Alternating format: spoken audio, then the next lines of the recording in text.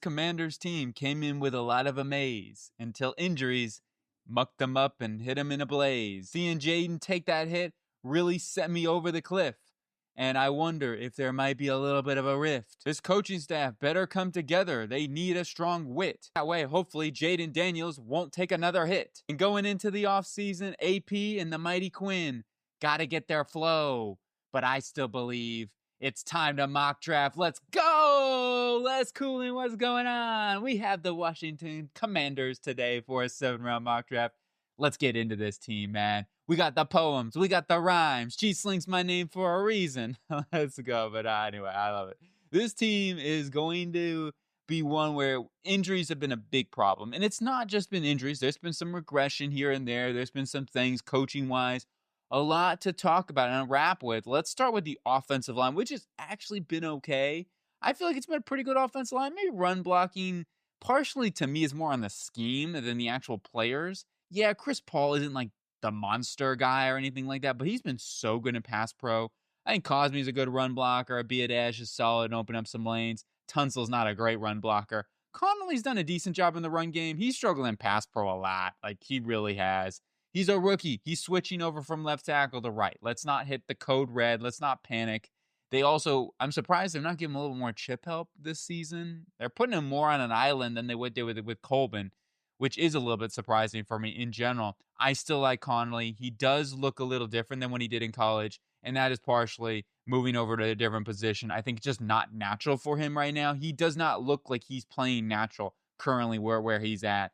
So with a full off season, there's a lot of hope that I think he'll be a better football player next year, and that development cycle will get there for Connolly.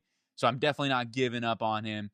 Their swing guys, you got Andrew Wiley, Nick Allegretti, Brandon Coleman, been their main swing guys on the interior there / tackle, Trent Scott as well. I would just say here that they could invest in a center position of the future because Abiadash is going to be going into a contract year in 2027. And you also have to look at Chris Paul. I would really try to re-up him. He's been fantastic this season. So he'd be a guy that I would be prioritizing on this interior offensive line or in this offensive line in general, trying to re-sign him. Maybe Laramie Tunsil gets an extension. That's going to get excrucianized a little bit in terms of, was that trade worth it? I think it was. I think Tunsil's been fantastic, and that's not been the issue, is protecting Jaden Daniels and his blind side.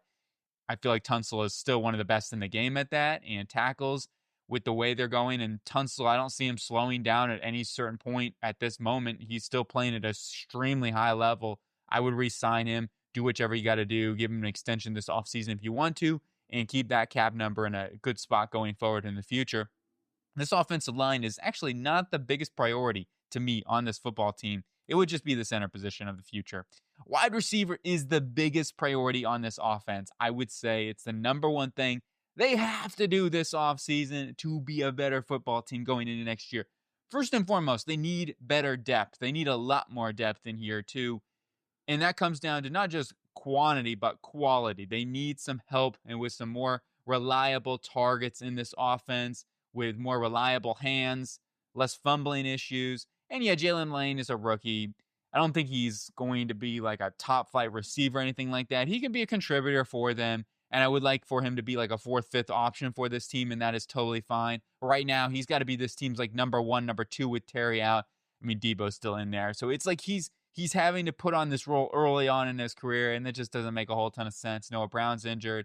You got Treylon Burks playing out there right now. Maybe he can show something where they say, all right, let's go ahead and give him a little small 1-year contract for like $2 million or something, like 1.5, whatever, and they could do something like that. But overall, I would just say, and it sucks Luke McCaffrey too. That should have been a late hit. Whatever. That should have been a penalty in my opinion. They like rolled up on him and the whistle had blown already like prior to that. So Luke McCaffrey, it sucks he got injured. It was like a collarbone or whatever. So he's going to be done for the year. He was Mr. Clutch too this season. I was seeing a lot more from Luke McCaffrey, and I was excited about him maybe stepping into more of a role as the season went along. So that was really unfortunate. Scary. You gotta go into the offseason, no more contract disputing, and really hone that chemistry again. High-find it in, stay healthy next season. That's critical for this football team with JD5 and producing some help for him in this offense. Debo had the case of the drops this past week versus Seattle Seahawks. And he's just not been, he's not prime Deebo Samuel or anything like that, I wouldn't be looking to re-sign him personally. So yes, this is a top need in the draft, free agency, whatever you want to look at. I see it as more of a draft need because you're already paying Scary Terry good money. I'd be looking for a little bit of a cheaper guy, especially in this draft class. Let's go on to the tight end room. Zach Ertz. It's raining and Zach and Ertz. But we need to go ahead and think about that tight end position of the future. Ben Sinnott has not really shown. I mean, he got a little more involved this past week versus Seattle, had one up the seams there. I don't know if I see it at this moment. I really don't. I don't know if he's going to be their long-term number one tight end. I think he's improved his blocking, and they've used him a lot in that regard, whether it's pass protection or as a run blocker. I've seen him make some plays there, so I'm not going to discount that. Do they have that top flight tight end to be able to give Jaden Daniels in this offense that weapon? No, not at the moment. Bates is another blocking tight end that will come in there and make some nice catches when he's, when they do some plays and stuff that get him uncovered and everything like that. But for the most part, they need another weapon here because Zach Ertz, they have to use him right now as like a number one weapon in this offense, and he's just not that at this point. And Ertz is still a good football player. Yeah, he's had more drops this season. Still a solid football player. He may end up retiring after this season. He's already kind of said if it weren't for Cliff, I'd already probably be retired at this point. So we'll see how much longer he wants to play. I'm not going to bank on him coming back or anything like that. That'll just come down to his decision. Still a very solid tight end, just not going to be into the long-term plans at this point. This team does need to start thinking about that youth movement in general with the roster. So tight end will be something we look at. We can between the draft free agency. I think that's maybe more of a free agency play to go along with Ben Sinnott there. On to the running back position. Ja'Cory Bill Krusky Merritt certainly came up onto the scenes and showed off that running prowess, man. He's got some speed and really some playmaking ability. It just comes down to they miss Austin Eckler as that receiving element in this offense. I think Jaden really missed him.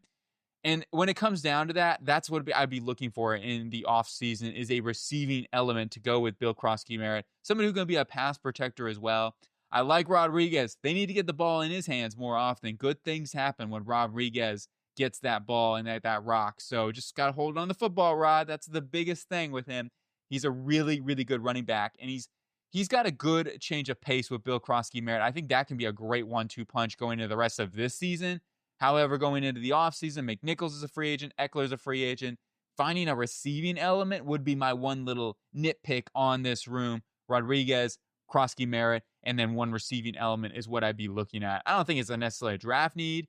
It may be late in the draft or free agency. You could find somebody not super expensive is what I'm guessing.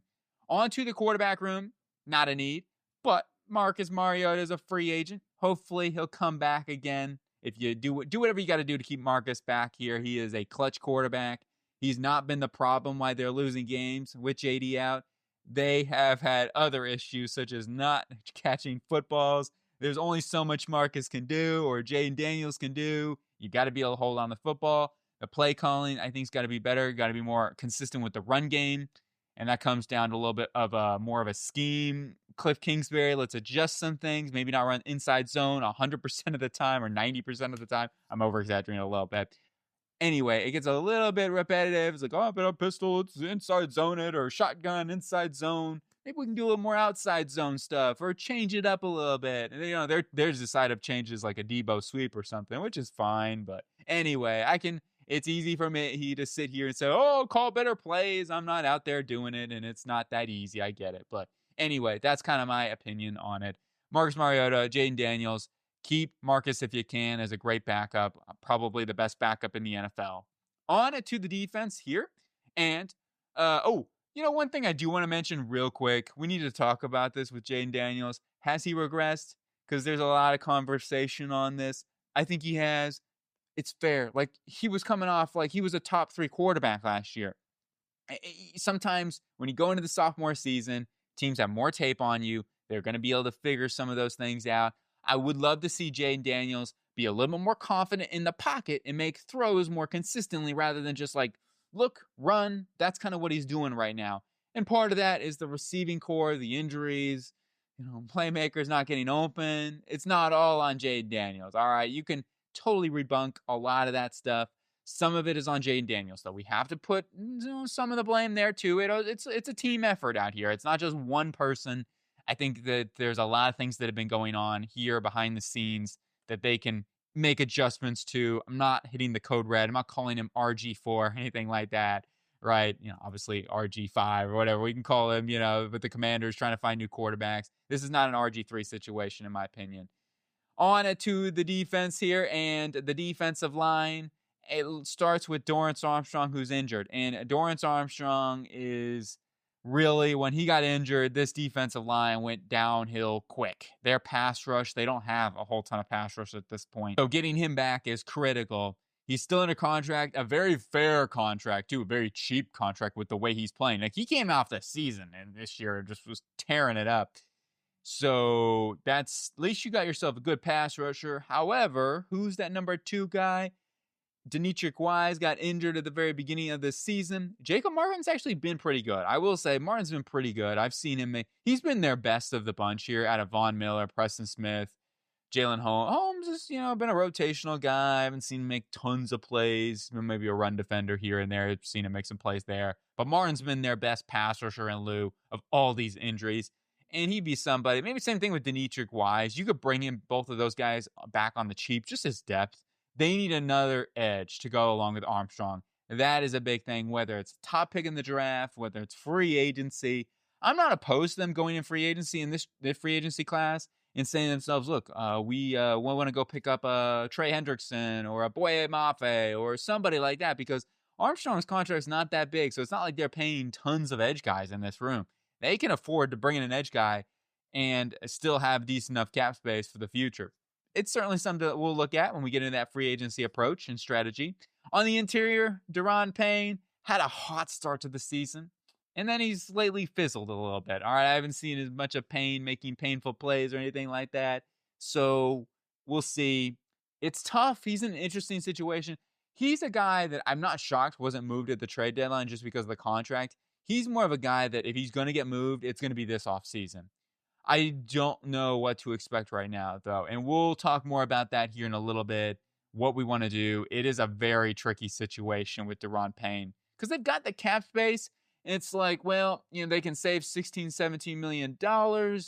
At the same time, do I feel confident we can bring somebody in this free agency class that is going to be in that range, that we can get cheaper, whatever, that we have more play out of? Those are all going to be things like Payne still could. He takes attention. Like there's multiple times where he's double teamed. So there's that too. Javon Kinlaw, I feel like he's been kind of I haven't seen a whole ton of Kinlaw out there making tons of plays. I've seen more of Newton or Goldman actually recently, especially. I've seen a lot more of Eddie Goldman making more plays than Javon Kinlaw at this point. So anyway, we'll see. He's still on that contract. They can't get out of that. You got Johnny Newton, been playing a little edge hybrid role even for them because they use base DNs a lot for their scheme, and then they'll roll out with like different, they'll kind of get creative with their packages. They'll run a little 3-4 looks with Frankie Louvu as an outside linebacker, edge rusher, whatever. But Newton is a guy they've been moving across the defensive line. He's been okay. He's been pretty decent. He's definitely had a better season this year. Still want to see some improvement there. Sheldon Day has been decent as well in rotation for this defensive line. The big theme, though, is let's get more pass rush, okay? They need more pass rush. Huge need. Linebacker has been a disappointment this year for this football team. Frankie Louvu's taken a step back in my eyes. I just think he's missed a lot of tackles, hasn't been as impactful this season. He's still a good football player. He is under contract, too. He's another one of those guys where it's like you can move on from him and save $3 to $4 million depending on what time frame you move on from him. I just don't know if it's worth it, to be real. And he still brings a good, solid player that you can play off the edge a little bit. He's like that hybrid role, can play linebacker, play edge, and certainly somebody it seems like Dan Quinn likes in this defense. Now, here's a guy I'm really excited about is Jordan McGee. I've been paying close attention to him. I've been watching a couple of different guys out here like Tyler Owens, but anyway, I want to see K. Medrano later in the season. I hope he gets an opportunity from UCLA. I'm really high on Medrano.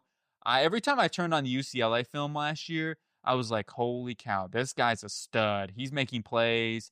He reads the quarterback's eyes. He's a little hammer in there with his athleticism. Not the biggest guy or anything like that, but I really do like Medrano, and he's somebody I definitely think Jordan McGee, K. Medrano. You're learning from Bobby Wagner. Not too bad to be able to learn from somebody like that. Speaking of Wagner, he just doesn't have the athleticism, right? He can't cover guys at this point.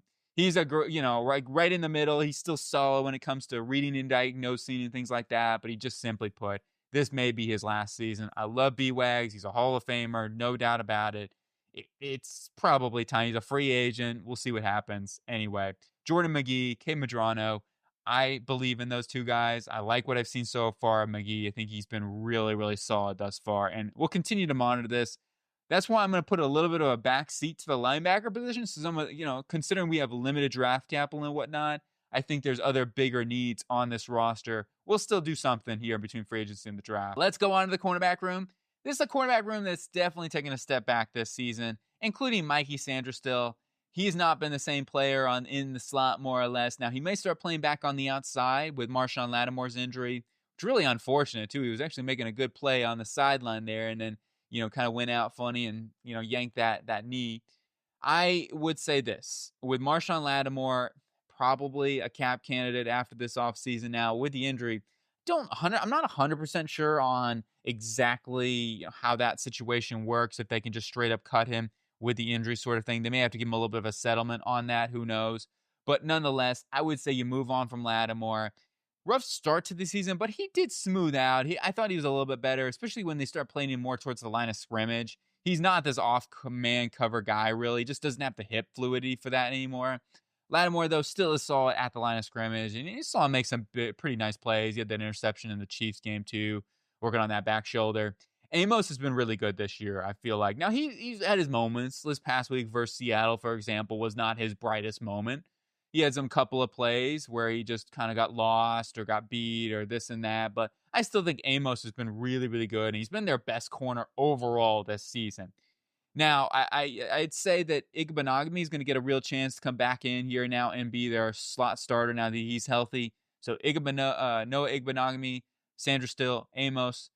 Hopefully they can settle out and maybe Sanderstill can be better on the outside going forward.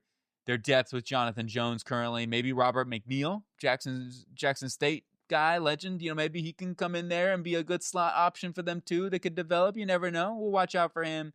In general, they need depth this offseason. That's the big thing that I would say here is they need depth. They need to bring in a quality veteran or somebody that can come in for a pinch for injuries. That's really my philosophy with this cornerback room that does need to get some improvements here. And we'll probably need to get cheaper too. On to the safeties, where you got Jeremy Reeves, special teams ace, captain, of course. I think Reeves has been playing fantastic at safety. I think he's been their best safety on this roster right now. I mean, Will Harris, we'll see what happens when he gets healthy. I hear he should be coming back soon. They brought him in. And he's going to be a guy I wait and see what we decide to do. And he could be cut this offseason to save $4 million. However, once again, I want to see how they utilize him when he gets back. And then we can kind of go from there on Will Harris. So I will not be cutting him just for, FYI, whatever. He will be somebody, though, I really monitor as the season goes along. I'll be watching him when I'm watching their games and everything like that. Darnell Savage, I don't know if I'd re-sign him. We'll see. Quan Martin struggled. Almost at this point, I would say put Quan Martin in the slot maybe. I don't know. He can't tackle. That's his biggest problem right now. He really cannot tackle. He's a good athlete. He just cannot. He cannot be reliable to come down and make a tackle. And that has been his biggest Achilles heel, I feel like. So we'll see. But for right now, safety is something we need to invest in. This is another need. And when you look into 2027 and beyond, like all these guys are not under contract. That to me is going to be a big glaring need that we need to address. Some portion on day 2 makes a lot of sense and a really good draft class for safeties, in my opinion. Now let's go into the coaching staff. The only thing here is I still like Dan Quinn and Adam Peters and with the job, I think that this is still starting the rebuild. We cannot panic and go crazy and say, oh my gosh, this big regression. It's all over for the Commanders. We need to fire everybody. I really don't believe that. This is a different team. I have a different feeling on this football team. And we got to be a little more patient because this was more of a rebuild. They brought in a lot of veterans. We've had a lot of injuries. It's time to start looking at it from more of a youth perspective. And I think Peters is going to do that. He's going to start saying, okay, maybe we'll do what we can this offseason. They're going to have to be strategical. They may have to trade a couple of people like Payne, like Luvu. However, we'll see what type of draft capital they can get in return. It's not as simple as just putting in a Madden simulator and say, oh, let's go ahead and trade him for 3 picks and, load up on some young guys. It's just not that simple, of course. So we'll see what he can do. There's going to be some big decisions that their team's going to have to make. They've got a good amount of cap space. So they're going to be able to add some talent to this roster in the offseason. While at the same time, they've got to have that balance of youth to veterans in the room. Okay. And they're not that old. There's a lot of guys that are moving that age to making this the oldest team in the NFL. So it's like, yeah, there's some of that too. Tress Way comes into that average too, who's a great punter, of course. Anyway, going back to the coaching staff here, I'm not hitting the panic button on Dan Quinn.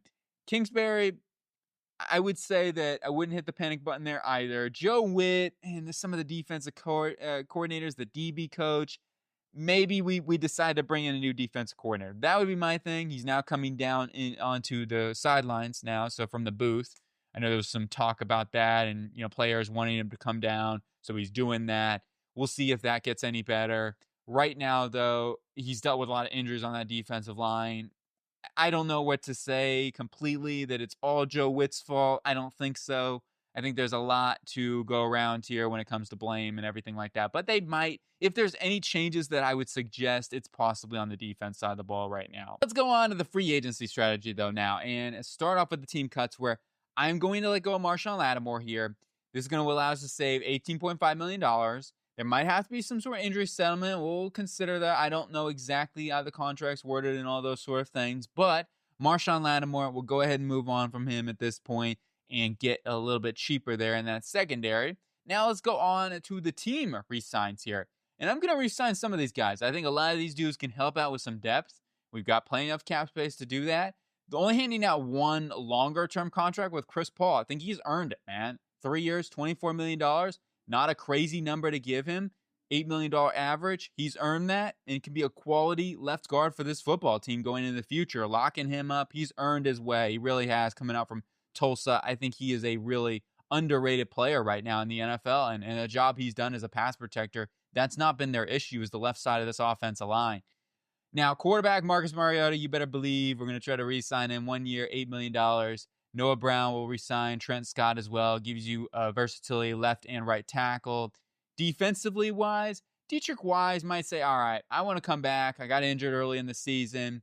I want to prove it, 1 year contract. Let's do something like that. Jacob Martin, Jalen Holmes, will bring those guys back. Since Martin's been really solid as a player right now, I think that makes a lot of sense to bring him back as some good depth.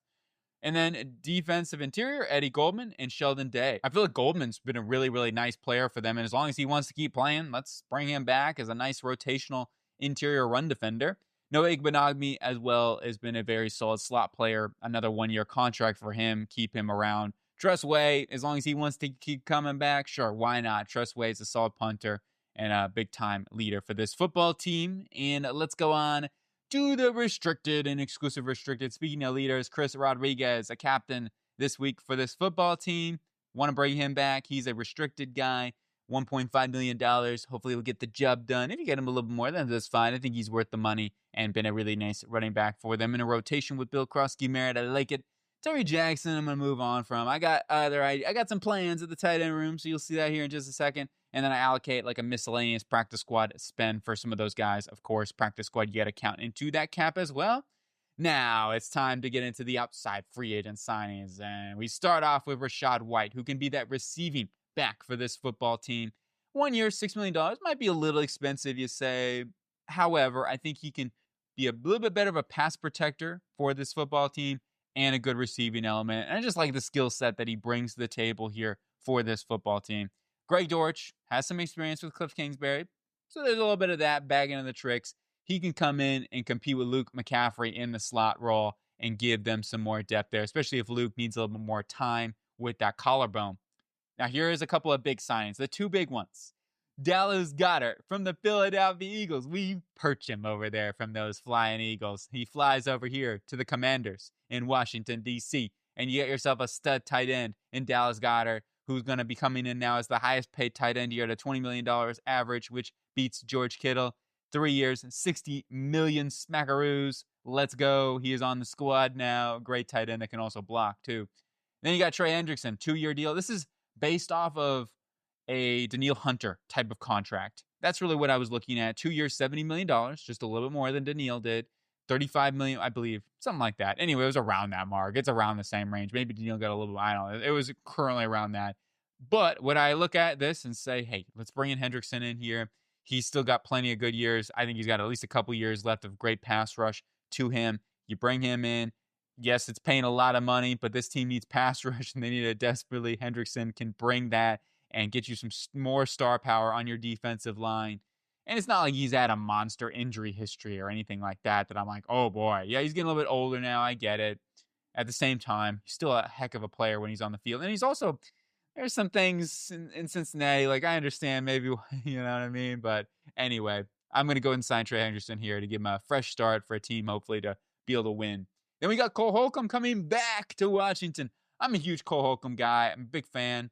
And maybe they say, hey, please come back and we'll give you a chance to at least be a rotational guy or a starter, because he has the opportunity with this linebacking core, can be the veteran in the room and help out this football team. Would love to see Cole back in that Washington uniform. And then Darrell Baker Jr., 1 year, $3 million. Going to be some depth at the cornerback position on the outside to give them that swing corner in case of injuries. You need depth, and Baker Jr. can do that there from Tennessee. $4 million for projected gap spend. And before we get into the draft, let's look at the roster before free agency, highlight the needs. And when you look at this offensive line, as I said before, I think center of the future will be a possibly in this class, probably more of a day 3 need with the lack of draft picks we have. I think wide receiver is a first round need. I mean, let's just be real. It's a first round need. What I didn't do, should I say, in free agency, we got Dortch, but we need to invest in it.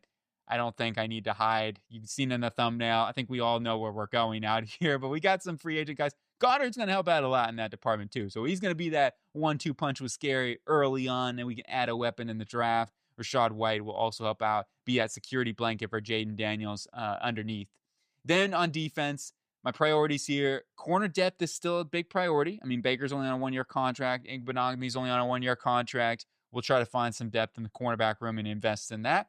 Interior defensive line, another area where we can invest in maybe like another interior player with Goldman on 1-year contracts, with Payne going last year of his contract.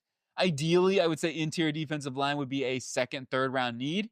But I almost would say safety. It's safety or defensive tackle to me that are kind of like the top 2 future needs when I'm looking at this roster that are day 2 priorities, that if we had a second and third round pick, I would probably spend my 2 picks on those, on interior and safety.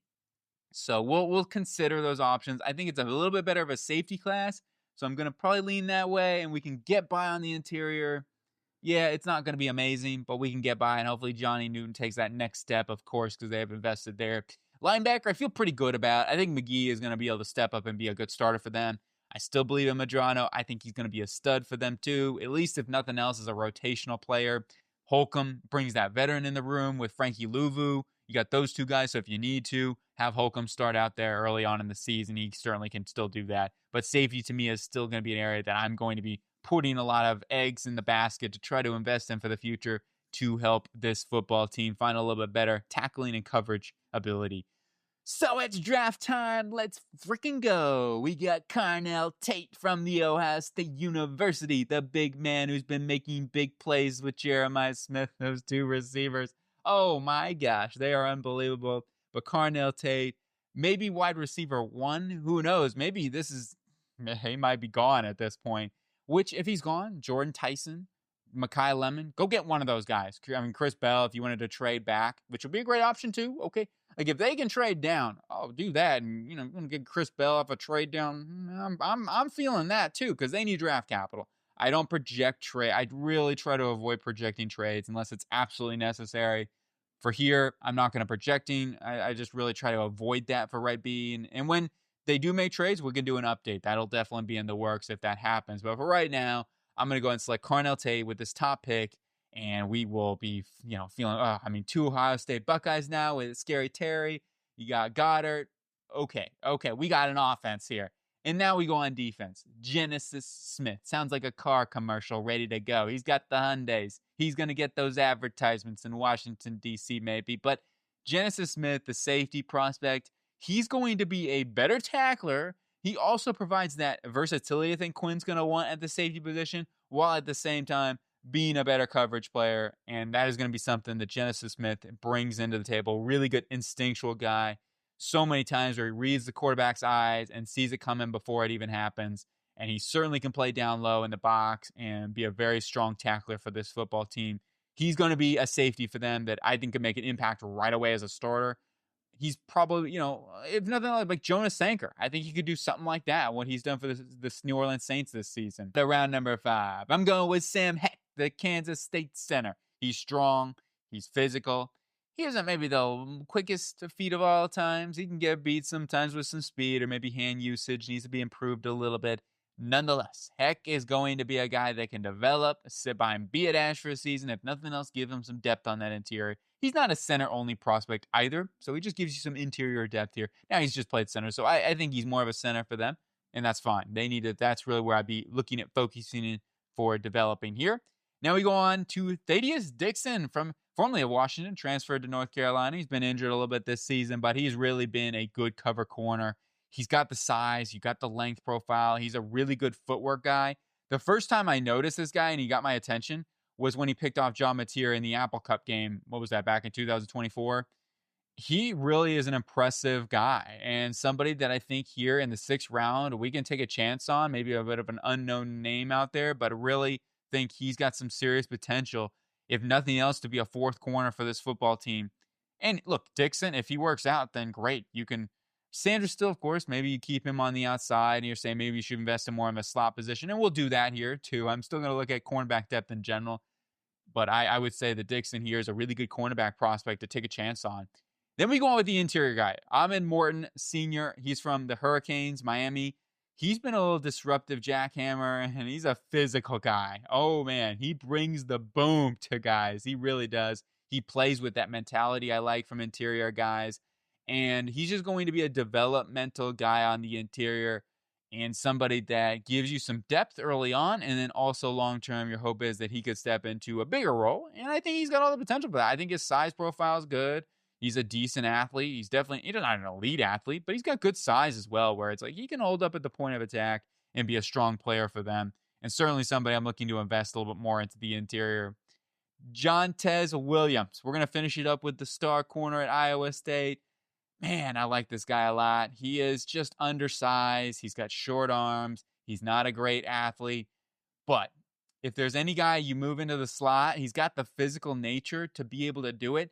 He's that guy. So to me, he could be their long-term slot corner behind Noah Igbenogany for a season. Put him in that role. Dixon's going to be your swing corner on the outside to give you that depth with Baker. But thinking about that long haul, then you get those 3 rotations, and I feel really good about that. So I just kind of like some of these guys, and that's kind of where I went after for this football team, is building that cornerback depth, improving that secondary, which has been an issue for them. Yes, the pass rush has been a big issue. I didn't take any edge rushers. I get it, but we went with Trey Hendrickson, and I brought back some depth there. Hopefully a little positive injury regression is going to help out too. I think that sets them up really well for a 2027 draft pick to get an edge rusher. Let's into the recap now, and we start off with looking at this football team and this wide receiving, tight end, running back room. It's looking good. It's looking really good in my opinion.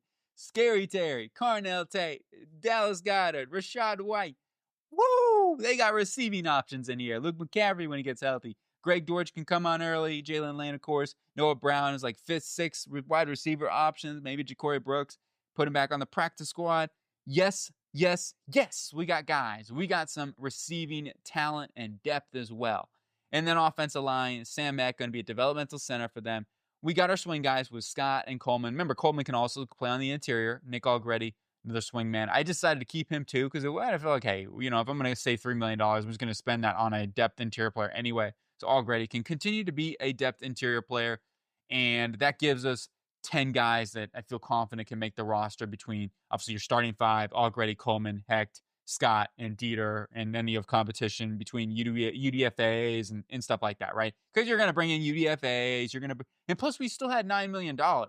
And that's another thing. I wanted to leave a little bit of money, and that way after the draft, you can say, okay, what areas were we not able to hit BPA? Oh, do we need another interior offensive lineman? Check. We got $9 million. Let's go sign a veteran out there. Do we need another interior guy or another linebacker? In this case scenario would be something that I would consider to build more depth possibly. Then sure, you got $9 million to do that. And that's why I want to leave a little bit of money for this Commanders team to not use all of that. Plus it could be rollover cap too for the next draft or next season and everything. Now, looking at this defense here, mainly the defense line we hit in free agency with Trey Hendrickson and then bringing back our guys here with some depth guys. Yes, it is a little bit still of an older edge room. As I said before, though, with where they're at draft picks wise, you're going to have to continue that theme a little bit while still improving and getting younger. And they've got talent to do that. So I'm not saying, this is still, we could keep going with all these just bringing in veterans and stuff like that. Or I got to find a complementary skill set with this. I think Hendrickson, that was going to be huge for this team with Dorrance Armstrong. And then we got on the interior. We did spin a pig with Ahmed Morton there from Miami. Linebacker wise, we didn't do anything in the draft, but we did get Cole Holcomb there. And then corner, we got depth. And I feel very good that we have a lot of good depth at this cornerback room. If we have injuries or we need to rotate in a little bit, keep those guys fresh, we can do that. Which also leads me into finding some more safety help too, making sure we're well rounded in this secondary. Genesis Smith was our top pick on the defense side of the ball in the 3rd round. And I really think he could make an impact early for this football team. He, to me, could be a starter day one. That's going to do it here for the Washington Commanders. Let me know what you think, agree or disagree. Certainly don't hit the code red on this football team. It's been a rough season. I totally get it. You might be saying, especially Commanders fans, oh, no, we're back into this mold. I think it's just kind of, I'm hoping it's a 1 year off thing, and they're still in that rebuild phase. Okay, let's just be real. The big thing I would say here for Peters is it's time to start acquiring draft capital, not letting go of draft capital. This is a long-term rebuild that they are still in. And I'm not saying that they can't get out of this here soon and build a great roster, because this roster's still very talented and there's a lot to look at that they can build around. At the same time, though, they do need to start getting a little bit younger in certain areas and really start hammering in some talent for this football team to the long haul, and that way they can sign their guys rather than just bringing in maybe like 1-2 year rental sort of guys. So that's kind of where I'm at here with this Commanders team. But there's a lot of cap flexibility, and there's a lot that they can do this offseason to improve this football team and even the coaching staff, maybe some small changes here and there. I hope you guys have a great day.